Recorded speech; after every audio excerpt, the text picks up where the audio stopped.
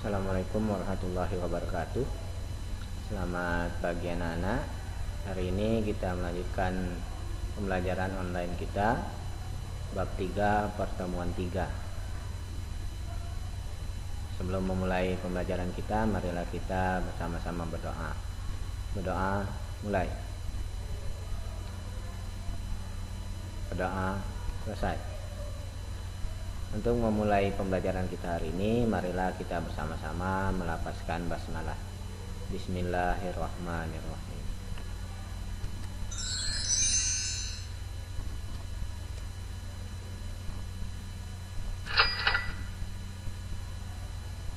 Nah, materi kita bab 3 ini perumusan dan pengesahan Undang-Undang Dasar Negara Republik Indonesia tahun 1945.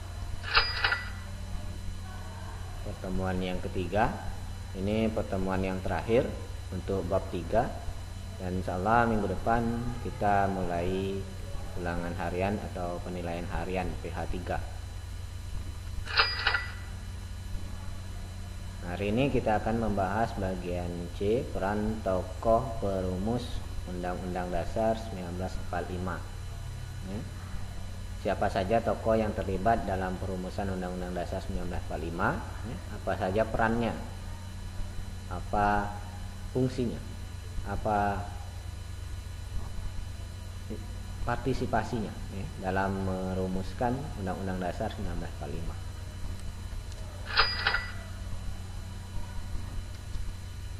Sebelumnya kita lihat dulu kompetensi dasar untuk bab ini atau KD ini. KD-nya kita menganalisis kesejarahan perumusan dan pengesahan Undang-Undang Dasar Negara Republik Indonesia tahun 1945. Jadi kita akan menganalisis kesejarahan bagaimana perumusan dan pengesahan Undang-Undang Dasar Negara Republik Indonesia tahun 1945. Nah, tujuan pembelajaran kita hari ini itu ada dua. Yang pertama, menjelaskan dua paham utama para pendiri negara pada saat perumusan Undang-Undang Dasar 1945. Jadi ketika merumuskan Undang-Undang Dasar 1945 itu, para tokoh itu terbagi menjadi dua paham. Dua paham ini dua pedoman atau dua kepribadian atau dua ideologi. Yang kedua, menjelaskan sikap para pendiri negara dalam sidang perumusan Undang-Undang Dasar 1945. Nah, bagaimana para pendiri negara itu bersikap dalam sidang dalam perumusan Undang-Undang Dasar 1945. Nah, dua hal itu yang akan kita bahas hari ini. Baik, kita lanjutkan. Anggota BPUPKI merupakan tokoh bangsa Indonesia dan orang-orang yang terpilih serta tepat mewakili kelompok dan masyarakatnya pada waktu itu. Nah, jadi anggota BPUPKI, Badan Penyelidik Usaha-Usaha Persiapan Kemerdekaan Indonesia, itu tokoh bangsa, orang-orang yang berpengaruh pada masa itu, yang dipilih untuk mewakili kelompok-kelompoknya. Bisa dia dari kelompok nasionalis, kelompok kebangsaan, atau juga tokoh-tokoh agama, para ulama waktu itu.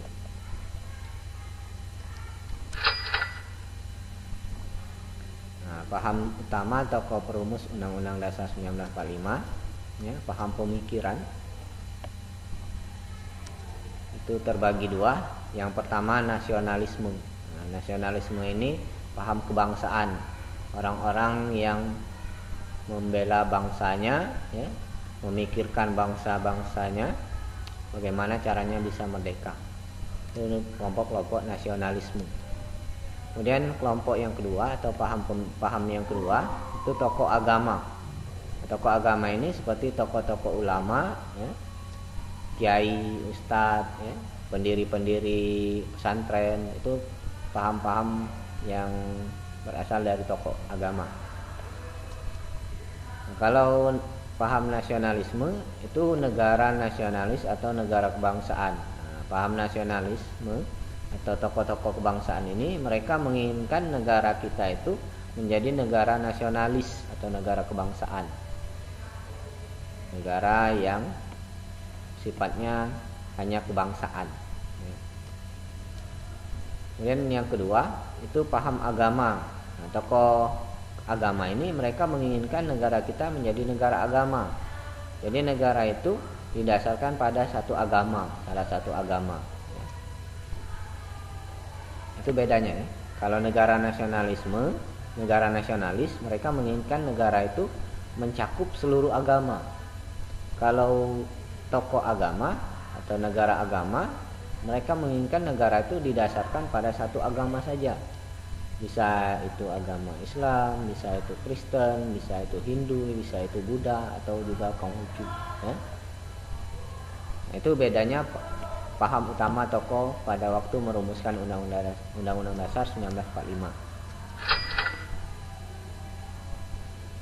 Berbagai perbedaan pendapat di antara anggota BPUPKI tersebut dapat diatasi dengan sikap dan perilaku pendiri negara yang mengutamakan kepentingan bangsa dan negara. Nah, dua tokoh atau dua paham yang berbeda pendapat tadi itu kalau dibiarkan tambah lama, mereka akhirnya akan menjadi perselisihan. Namun tidak terjadi. Kenapa bisa tidak terjadi? Karena tokoh-tokoh bangsa pada waktu itu mereka mengutamakan kepentingan bangsa dan negara, tidak mengutamakan kepentingan pribadinya, tidak memaksakan kehendaknya ingin negara agama, ingin negara nasionalis, tapi mereka memikirkan bagaimana bangsa dan negara kita bisa berdiri, bisa merdeka. Maka tidak terjadi perselisihan, tapi mereka mencari titik temu, mencari kata sepakat dari dua pendapat yang berbeda tadi. Kemudian sikap para tokoh perumus Undang-Undang Dasar 1945. Nah, sikapnya yang pertama mereka cerdas. Mereka bersikap cerdas dalam merumuskan Undang-Undang Dasar 1945. Mereka hanya memikirkan hal-hal yang penting, tidak memikirkan hal-hal yang sepele, yang tidak berhubungan langsung dengan negara. Kemudian mereka bersikap cermat, teliti dalam merumuskan Undang-Undang Dasar 1945. Jangan sampai terjadi kesalahan, jangan sampai terjadi kekurangan. Kemudian yang ketiga, teliti. Nah, setelah dicermati, mengamati, mereka meneliti lagi dari hasil kecermatan mereka tadi. Jangan sampai sudah cermat, sudah teliti, tapi masih ada kesalahan. Kemudian yang keempat itu tanggung jawab. Nah, mereka bertanggung jawab atas apa yang mereka susun, atas apa yang mereka rumuskan dalam Undang-Undang Dasar 1945 itu.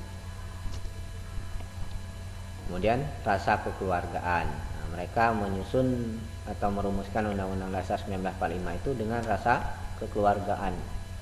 Tidak mementingkan kepentingan pribadi, tapi mengutamakan kepentingan negara dan bangsa. Kemudian yang ke-6 itu toleransi. Nah, toleransi itu saling hormat menghormati perbedaan yang ada di antara para tokoh perumus.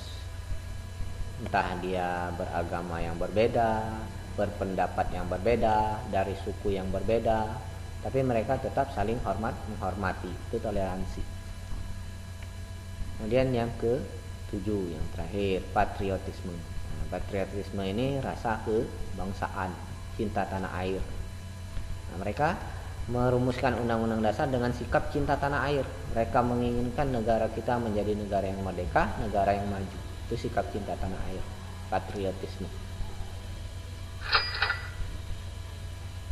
Nah, terima kasih. Itu saja materi kita hari ini ya, materi terakhir untuk bab 3. Semoga bisa bermanfaat bagi kita semua ya.